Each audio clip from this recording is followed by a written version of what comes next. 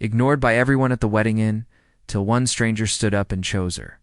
The invisible guest, the grand ballroom of the Westmore estate, sparkled like something from a fairy tale, with crystal chandeliers casting dancing shadows across the polished marble floor. Emma Rodriguez adjusted the strap of her simple black dress and took a deep breath as she stepped through the ornate entrance doors.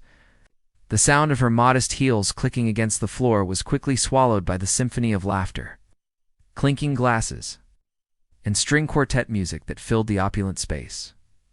She had spent 3 months helping her best friend Charlotte plan this wedding, choosing everything from the 6-tier cake decorated with handcrafted sugar roses to the elaborate floral arrangements that now adorned every surface.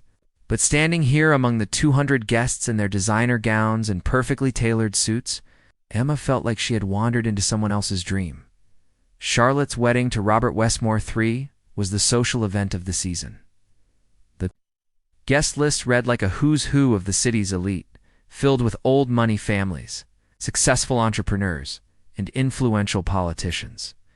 Emma recognized several faces from society magazines as she made her way toward the cocktail area, hoping to find a quiet corner where she could observe without drawing attention to herself.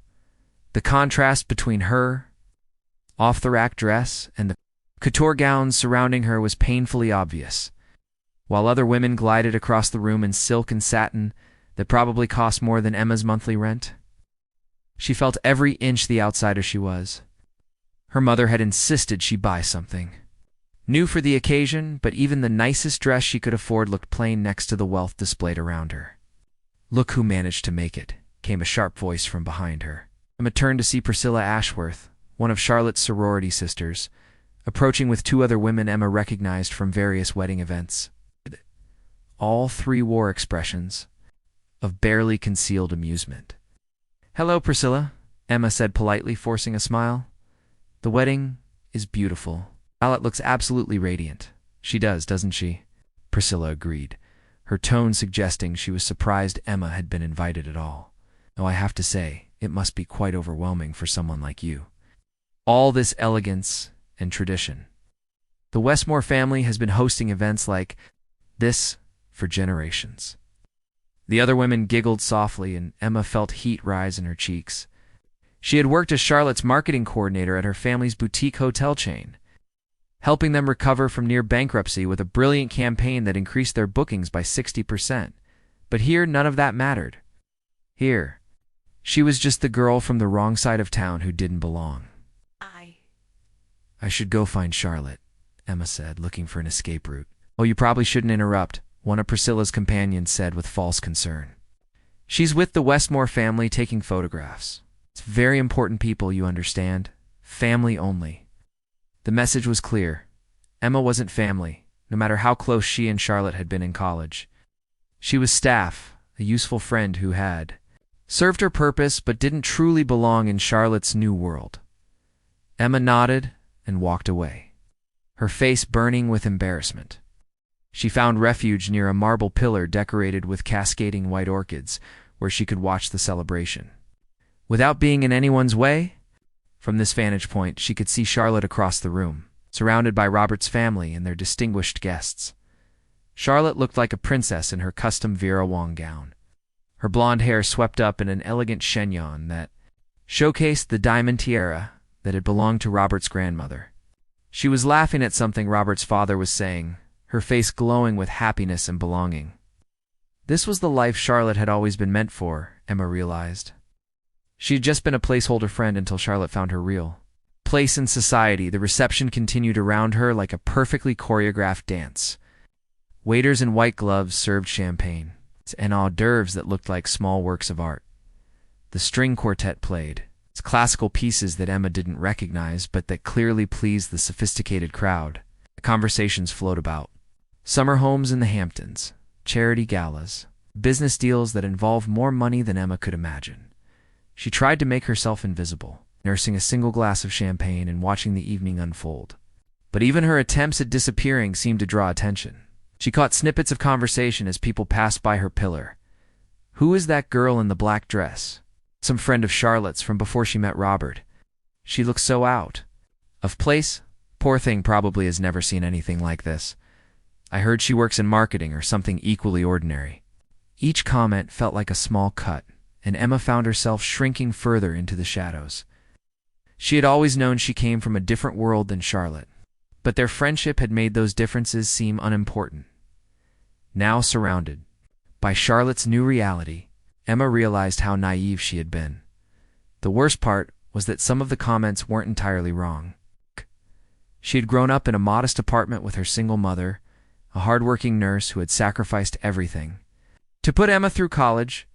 Emma was proud of her background and the strength it had given her, but here it felt like a mark of shame. As the evening progressed, the social hierarchy became even more apparent. During dinner, Emma found herself seated at a table near the back with other miscellaneous guests, college friends who hadn't made the inner circle, distant relatives, and family friends who were included out of obligation rather than genuine warmth. The conversations at her table were stilted and uncomfortable, with everyone seeming to sense they were the B-list invitees. Meanwhile, Charlotte's table near the front was filled with laughter and animated discussion. Emma watched her friend hold court with natural grace, fitting seamlessly into her new role as a Westmore wife. It was clear that Charlotte belonged here in ways Emma never could. No matter how successful her marketing career became, the dancing began after dinner, and Emma retreated to her original spot by the pillar. Couples swayed together on the dance floor while she stood alone, feeling more isolated with each passing moment. She considered leaving early, but didn't want to disappoint Charlotte, who had specifically asked her to stay for the bouquet toss. When Charlotte threw her bouquet, it sailed directly toward Emma's corner of the room. For a moment, Emma thought fate might be offering her a small consolation prize. But at the last second, Priscilla Ashworth elbowed her aside and caught the flowers, raising them triumphantly while the crowd cheered. "Better luck next time, Priscilla," said with a smirk as she passed Emma, bouquet in hand. "Oh, I suppose you need a boyfriend first." The comment stung more than Emma wanted to admit. She was 26 and had focused so intensely on building her career that dating had taken a back seat. But surrounded by all these couples and their obvious contentment, her single status felt like another mark against her. As the reception moved toward its conclusion, Emma finally decided she had fulfilled her obligation. She would find Charlotte, offer her congratulations one final time, and slip away before the evening could become any more humiliating. But as she made her way toward the bride's table, she overheard a conversation that stopped her cold. "Charlotte seems happy," someone was saying. "She is, though I worry about some of her old associations," came the reply in a voice Emma recognized as Robert's mother, Mrs. Westmore. That marketing girl, for instance. She's sweet enough, but hardly the kind of person Charlotte should be spending time with, now that she's part of our family. "You mean Emma?" asked another voice. "She does seem rather ordinary." "Exactly. Charlotte has responsibilities now, social obligations. She can't afford to maintain friendships that might hold her back or reflect poorly on the family name." Felt like she'd been slapped. She stood frozen behind a decorative screen, listening to these women casually discuss her as if she were a problem to be solved. The worst part was the silence from Charlotte's direction, no defense of their friendship, no pushback against the cruel assessment. Tears stung Emma's eyes as she realized the truth. She really was invisible here, not just ignored but actively dismissed as unworthy of consideration. All her hard work, her achievements, her loyalty to Charlotte, none of it mattered to these people who judged worth by bloodlines and bank accounts. She was turning to leave when she collided with someone. Carrying a champagne glass, the crystal shattered against the marble floor with a sound that seemed to echo through the entire ballroom, and suddenly every eye in the room was turned toward her. "I'm so sorry," Emma stammered, dropping to her knees to collect the broken pieces with her bare hands. Her face burned with mortification as she heard the whispers start immediately. "How clumsy. She's making such a scene. Someone should help her, but I don't want to get my dress dirty." Blood began to seep from small cuts on Emma's fingers as she frantically tried to clean up the mess. But no one moved to help her. She felt utterly alone and humiliated, kneeling on the floor while 200 people stared down at her with expressions ranging from pity to disdain. This was it, Emma thought. This was the moment that perfectly summarized her entire evening. Broken and bleeding while everyone else remained beautiful and untouchable above her. The mysterious protector stop. A single word cut through the murmur of conversation like a blade, spoken in a voice that carried absolute authority. Emma looked up from the scattered crystal to see a pair of expensive Italian leather shoes step into her field of vision. Slowly, her gaze traveled upward, taking in perfectly tailored black pants, a crisp white shirt, and finally the face of a man she had never seen before, but who commanded instant attention from everyone in the room. He was tall and broad-shouldered, dark hair that looked effortlessly perfect, and eyes so blue they seemed to see straight through her. But what struck Emma most was the way he looked at her, not with pity or embarrassment, but with something that looked almost like anger on her behalf. "Everyone step back," he said, his voice calm but carrying an undertone that made people immediately comply. "Give her space." Without hesitation, he knelt beside Emma on the marble floor, completely ignoring the fact that his expensive tuxedo would be ruined. His hands, strong and gentle, covered hers to stop her frantic attempts to gather the broken glass. "You're bleeding," he said softly, his voice now meant only for her ears. "Let me help." Emma stared at him in shock, unable to process what was happening. In a room full of people who had spent the evening treating her like she was invisible, this stranger was not only acknowledging her existence, but putting himself at her level. "Who are you?" she whispered. "Someone who believes you deserve better than this," he replied, carefully extracting pieces of glass from her palm. His touch was impossibly gentle for hands that looked like they could command boardrooms and move mountains around them. Emma could hear the whispered speculation beginning. Who was this man?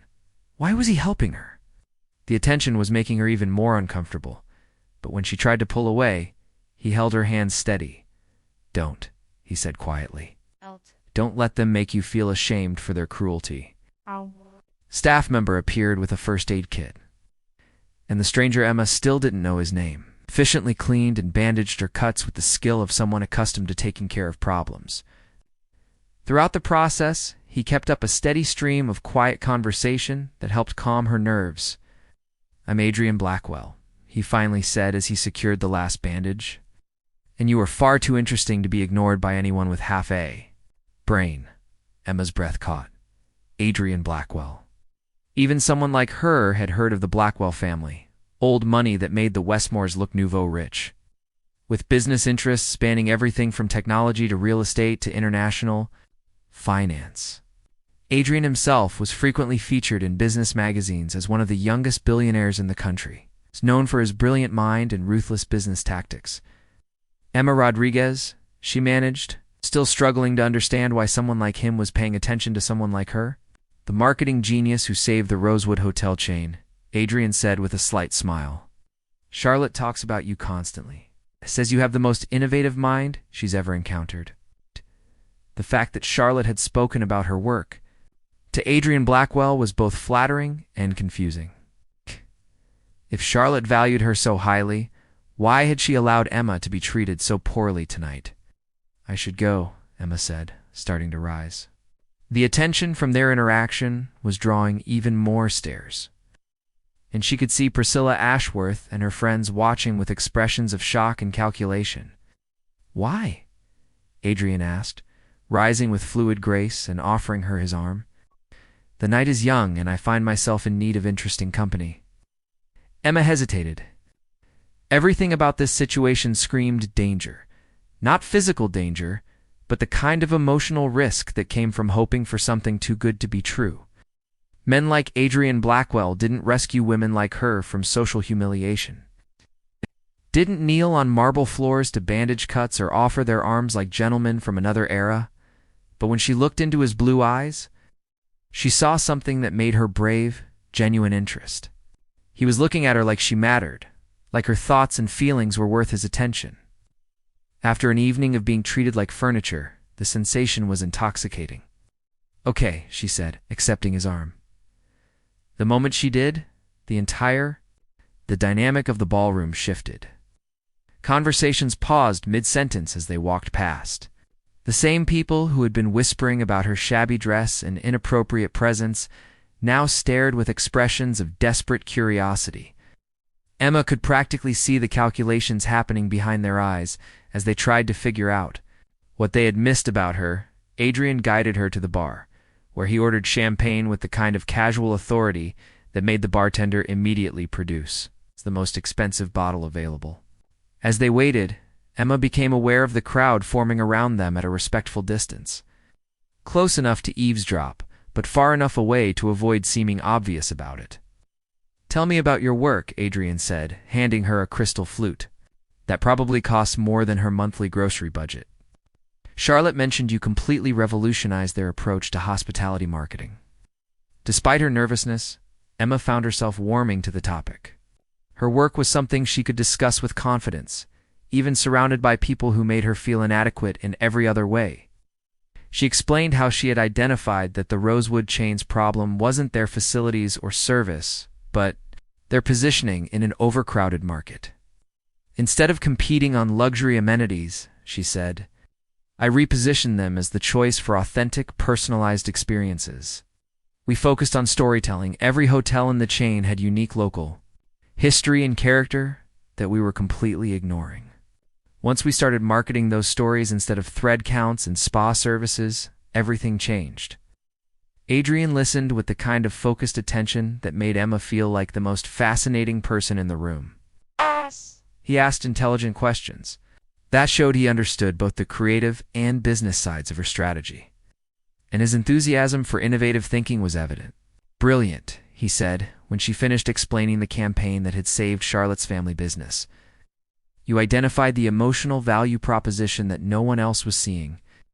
That kind of insight can't be taught."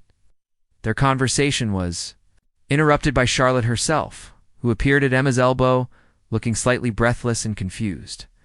She was still radiant in her wedding gown, but Emma could see uncertainty in her eyes as she tried to process the scene before her. "Emma." "There you are," Charlotte said, her voice carrying a note of forced brightness. "I've been looking everywhere for you.